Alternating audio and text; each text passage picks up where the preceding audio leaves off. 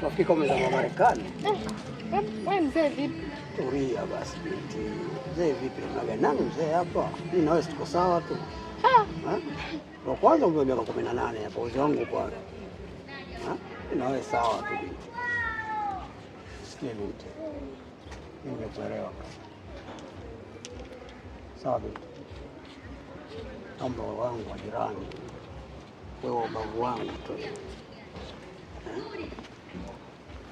Elewa. Nambia basi. Wewe, ukiamini kaniweza? Wewe sikuweza una nini? Sisi tuna vitu vyetu, sio wewe mzee. Kama hivi anaweza kuiba.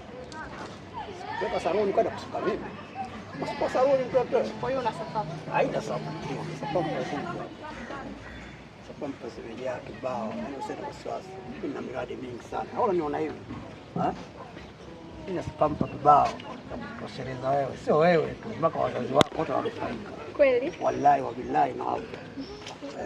Mtoto. Uko tayari? Wallahi nikaniondo wewe. Sio hivi. Kabisa mtoto. Ule matunda yani mtoto lembo. Unaelewa? Mtoto kama